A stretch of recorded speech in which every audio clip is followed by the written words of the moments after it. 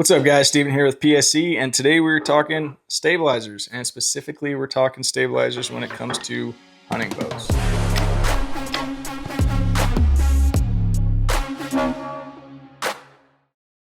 All right, so I say specifically we're talking about hunting bows. Stabilizers and everything I'm going to talk about is going to transfer between target bows and hunting bows, but there's some key things you want to think about when you're setting up your hunting bow with stabilizers. These concepts will work with target bows, but again, just lean into hunting bows today. First things first, what do stabilizers do? There's three main things a stabilizer is going to do for you. So the first is going to be take the shock out of the bow. When you shoot a bare bow in an archery shop, you can feel that vibration that you get.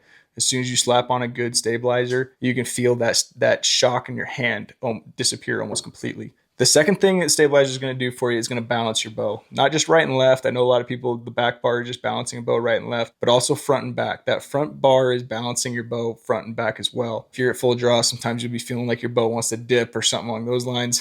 The front bar can help fix that. And the back bar as well. Adjusting this back bar up and down can help adjust that like dipping you're feeling. We'll get into that a little bit later. The last and the most important thing a stabilizer does is slow your bow down, slow that pin movement down so you can make a nice, comfortable, confident shot. So when you shoot a really light bow or you hold a really light bow, you can see that pin twitching like crazy and jumping all over the place because it's really easy to take something really light and move it really, really fast. But even if you take something that's light, like say this is like a 5-pound dumbbell and it's right here, and you can move that 5-pound dumbbell, you can jerk that 5-pound dumbbell all over the place really easily.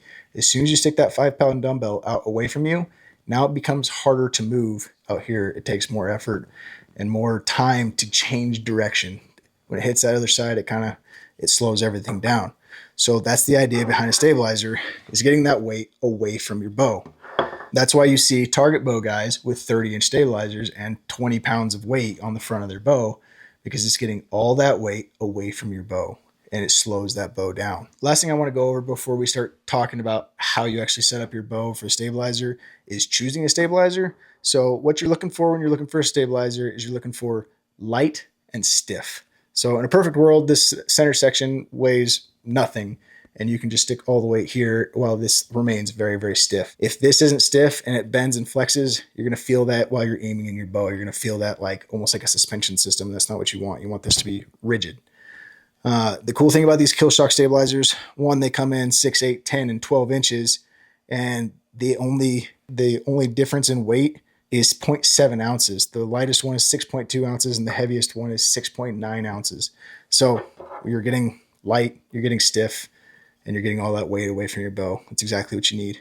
And with this the rubber dampener out in the front, it really helps take that shock out of your bow. The bow feels really good. All right, let's go over how to set up your stabilizers. First thing I want to say is everybody's stabilizer setup is going to be different because it depends on your draw length, your draw weight, how much weight you have on the side of your bow, how much your bow weighs. There's no one size fits all when it comes to stabilizers. There's a couple general rules where you can start, but there's no one size fits all. It's going to be very dependent on you, and you got to go shoot your bow and figure out what feels good and tinker with it. First thing I want to do, I'm going to start with my front stabilizer here. I've got that 12-inch kill shock stabilizer on the front, and I've got 6 ounces out in the front of that bow, and I have it on a 10-degree down quick disconnect on the front of my bow here. That kind of goes back to why I like carbon bows so much. Is the reason I have the 10-degree down angle on the bottom of that bow is because the lower you can get a weight on your bow, the easier it's going to set. So if you think about it this way, if you have all your weight on the top of your bow, it's really easy for this thing to flip over. You just hold it here, it's going to want to flip. It's not just going to want to balance. And you do that same thing and you flip this over, it's just going to set. It's like a plumb bob. It wants to settle. Here, you hold it, tip, it's going to want to tip over.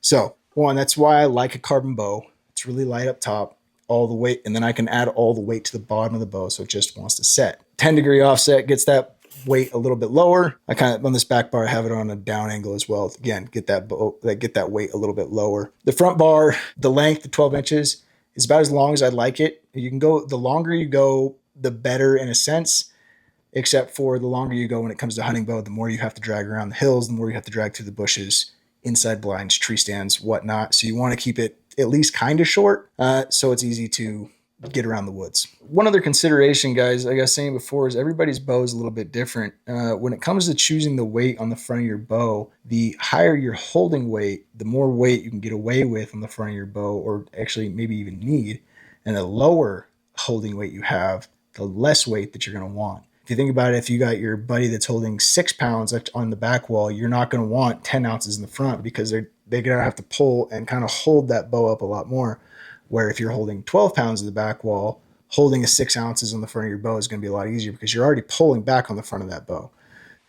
The back bar is a little bit more complicated. I think is definitely the one that most people struggle with trying to figure out.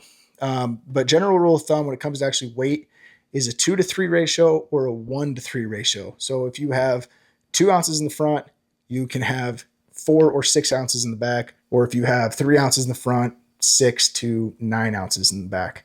So it's a general rule of thumb. Right now, I'm a 2 to 3 ratio. I have 6 in the front and 8 in the back.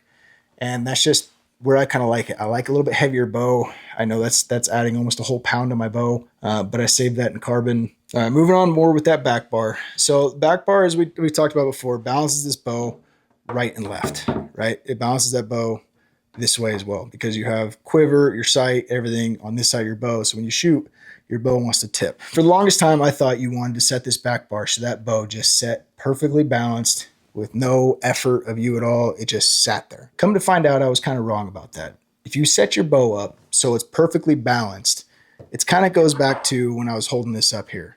If this is perfectly balanced, you don't really know which way it's going to fall. It could go any direction you want. Okay. If you set this and you kind of set it to a little bit of lean, you know it's going to fall that way every single time. Okay. So the idea behind that is if you set your bow up and you're out there at full draw and you got your hand out there and it's perfectly balanced, that bow can kind of kick in any direction it wants because it doesn't have a consistent pressure on it. So I set my bow up where it is almost perfectly level, and then I'll kick it in just a little bit more. And what that does is it puts that weight to the right side of the bow a little bit. And what that makes me do is puts a little bit of thumb pressure on that one side of the bow to keep it level. It's close enough to where if I kind of forget about my bubble, my bow's not going to start, going crazy and dumping over, but it's enough where I just have to keep a little bit of pressure on one side of the bow so it's consistent every single time. If I'm putting the same pressure on the same side of the bow to keep that bow level, it's the same every single time. The other thing the back bar can do heavily is when you move this up and down. So again, the lower you put this weight, the lower the weight is on the bow, and I think it settles really well. But the lower you put this on the bow, the more weight you'll feel on the front of your bow, and the further up, the more weight you'll feel on the back. If you feel like your bow is dipping, you can move this back and up, and it'll kind of bring that bow back and it won't dip as much. If you feel like that shot's breaking and it's jumping, you can lower this stabilizer and drop it down more, and you'll feel more weight in the front of your bow, so it'll settle that jump. There's a lot to consider when it comes to stabilizer, guys. A lot of it is just getting out there, shooting, tinkering, and playing with it and figuring it out for yourself. A good starting point, in my opinion, guys, on this bow is kind of right here. I'm pretty generic when it comes to my stabilizers. This is something you see pretty often. The 10 degree down, I'd say I probably shoot with a little more weight than most people do, but starting with that 1 to 3, starting with that 2 to 3 ratio, even if you just start with 2 ounces in the front and 3 ounces in the back and start playing with it from there, is a really good starting point. 12-inch stabilizer in the front, 6-inch stabilizer in the back, and start playing with weight from there, and just go shoot your bow, guys. Go tinker, go play. And you'll start really seeing it you'll start figuring it out. And then every bow you have from here on out, you'll have a really good starting point of figuring out where you want your bow, where you want your stabilizers to be. And I guarantee you, once you start shooting with a back bar, you'll probably never go back. It's just, it feels weird to shoot a bow without a back bar anymore, for me at least. Hope that helps, guys. Like and subscribe, and I'll see you on the next one.